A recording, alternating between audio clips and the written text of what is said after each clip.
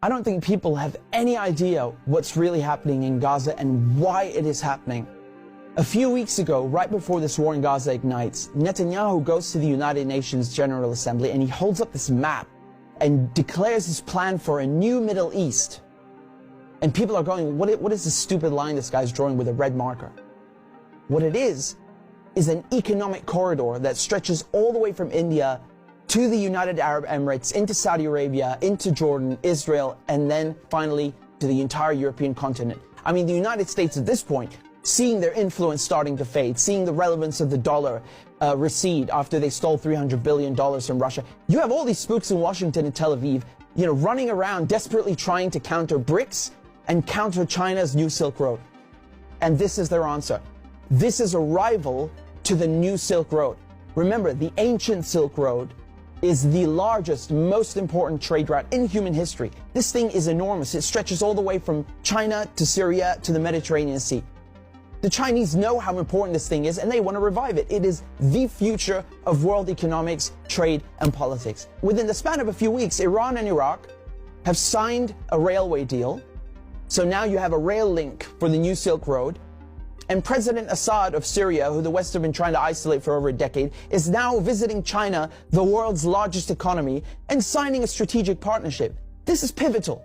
So now the new Silk Road has rail access all the way to the Mediterranean Sea through Syria's port in Latakia. So not just land, but maritime trade. This is crucial.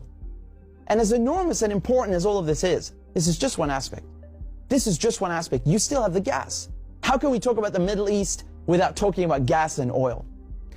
When the US instigated the Maidan coup in 2014, that wasn't just about NATO expansion and encirclement of Russia. This was about surrounding, controlling, and cutting off Russian gas to Europe. Russia is the country with the largest proven reserves of natural gas. Control Ukraine, and you control the pipelines that feed and supply Russian gas to Europe. For decades, you've had US politicians, Republican and Democrat, from every administration, openly saying on camera, we don't want Nord Stream. There will be no longer a Nord Stream 2. We will bring an end to it. You want to have pipelines that don't go through Ukraine and Russia. For years, we've tried to get the Europeans to be interested in different pipeline routes. It's time to do that. You want to depend more on the North American energy platform, the tremendous bounty of oil and gas that we're finding in North America. Lo and behold, Nord Stream 1 and 2 are blown up. I mean, this is without question the most egregious, the largest terrorist attack on European infrastructure in modern history. There are only 3 countries on this planet that can pull this off. They are Russia, Britain, and the United States. And let me tell you, it was not Russia. You combine that with the sanction packages from the European Union, banning Russian oil and gas. I mean, talk about shooting yourself in the foot. So now there's no more Russian gas coming into Europe. And just like that, the United States have achieved a long-standing foreign policy objective. Now, the only other country with enormous gas reserves, the second largest in the world, is Iran. Iran signed the nuclear deal in 2015 and 2016. They're complying in every way imaginable. The IAEA at the UN cannot be happier. And then the United States, the guys who orchestrated the whole deal, go back on their word and they rip it up just like that and reimpose sanctions on Iran. So now Iran is barred from selling its oil and gas to Europe and others. So Russia and Iran, the 2 countries with the largest gas reserves, are out of the picture. Then Israel, all of a sudden, proposed themselves as a solution to the European Union's gas shortages.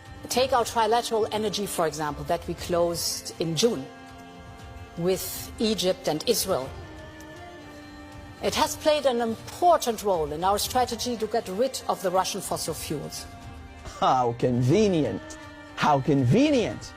In 2010, they conduct a geological survey and find this monstrous giant gas field in the Middle East. It's called the Leviathan, and it's in the Mediterranean Sea on the Levantine Basin. That means it's right off the coast of Palestine, Lebanon, Syria.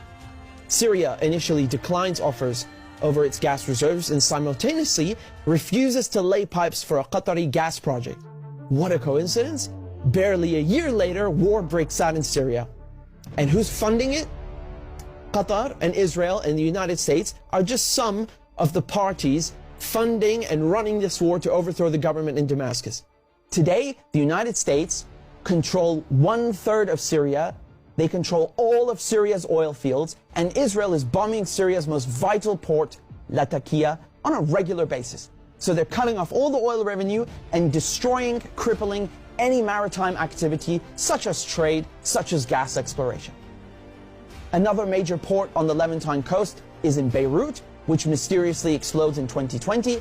And so Israel, proposing itself as a solution to Europe's gas shortages, shows up with an FPSO, this enormous gas extraction vessel, and tries stealing gas from Lebanon's Karish gas field. And, you know, this reignites a huge maritime border dispute. And Israel has to go and beg the United States to solve this diplomatically, because Hezbollah said, if you steal 1 cubic inch of our gas, we will fire our missiles on your ship. Now we come to Gaza. Gaza also has its own unexplored gas fields. Gaza is also a concentration camp run by the Israelis, and it's been under siege by Egypt and Israel under naval blockade since 2007. I mean, you can't even fish properly, let alone extract gas. And so now, the Lebanese, the Syrian, the Palestinian ports, they're all out of action, and the only working port left in the coast is the Israeli port on Haifa. I mean, how convenient.